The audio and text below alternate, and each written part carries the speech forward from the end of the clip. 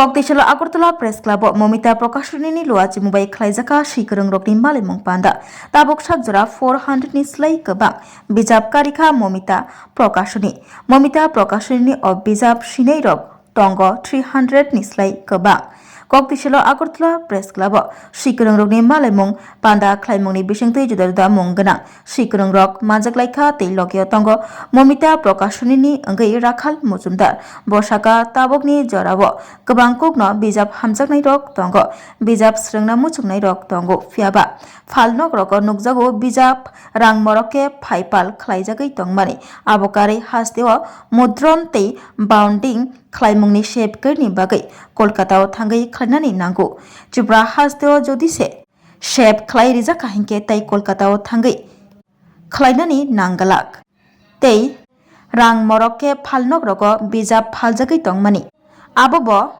Khaiklai Jaka Hinke Taibo Bijab Hamjaknai Rokni Bagai Bijab Painai Rokni Bagai Kahamungnai Okok Roknotui Koklam Shalaika Malaimung Pandawo বইয়ের বাজার সত্যিই ভালো, কিন্তু ত্রিপুরা রাজ্যে যেটা অসুবিধা সেটা হচ্ছে মুদ্রণ বলে কিছু নেই, বাইন্ডিং বলে কিছু নেই।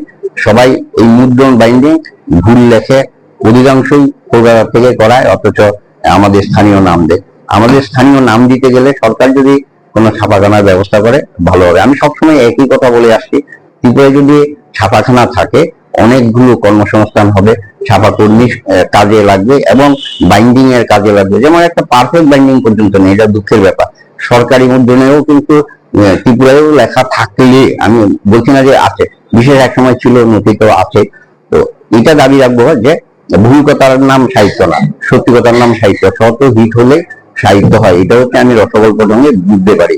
তো আমার ত্রিপুরা রাজ্যে যদি সরকারি উদ্যোগে যদি কোনো কাউকে যদি হেল্প করেও যদি কোনো প্রকাশনা শিল্প গড়ে উঠে, প্রকাশনা শিল্প বলতে ছাপালাম সেরকম না, প্রেস মানে ছাপাখানা উঠে আসে, তাহলে রাজ্যের মানুষ উপকৃত হবে। তখন বইয়ের দাম অনেক কমবে, কারণ কাগজটা রেলে চলে আসে, কিন্তু ছাপাটা আসতে গেলে ছাপাটা করতে হয় কলকাতা থেকে। আমরা কলকাতা নির্ভরশীল, সেজন্য দাম বেড়ে যায়। বই অতি অবশ্যই প্রাসঙ্গিক। মোবাইল যুগে যদি আমার মোবাইল হ্যাং হয়ে যায়, আমি যা লিখলাম মোবাইল তো হ্যাং হয়ে গেলে আমার লেখা হ্যাং মানেই হলো, জীবন মানে ফাঁসি। তো আমি লেখকদের কাছে বিনম্রভাবে নিবেদন করবো, আপনি মোবাইলে লিখুন, ক্ষতি নেই, কিন্তু আপনি সেটাকে প্রিন্ট আউট করে রাখুন, নাহলে আগামী প্রজন্ম আপনার লেখা পড়তে পারবে না। এবং অধিকাংশ লেখক আমার কথায় সহমত প্রকাশ করেন, বলছে হ্যাঁ আমার অনেক লেখা নষ্ট হয়ে গেছে। এটা হচ্ছে লেখার দিক থেকে। আর পাঠ্য বইয়ের দিক থেকে যদি মানে পাঠ করার জন্য যদি হয়ে থাকে, আমার বৃষ্টির দিনে নেট নেই, আমি কিন্তু বই পড়তে পারবো না, ঠাকুরমা ঝুলি পড়তে পারবো না। যদিও এখন ঠাকুরমা ঝুলি লেখে না, নীলকান্ত দত্তের মতো লেখকদের লেখা বই আমরা কয়জন পড়েছি, মন্টু দাসের লেখা আমরা কয়জন পড়েছি।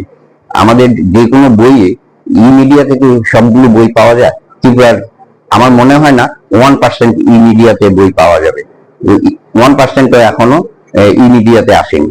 তো সেজন্য আমার দাবি থাকবে যে এই যে লেখকই হোক, পাঠকই হোক বা জনগণই হোক, যে বইয়ের বিকল্প নেই, বইয়ের বিকল্প একমাত্র বই।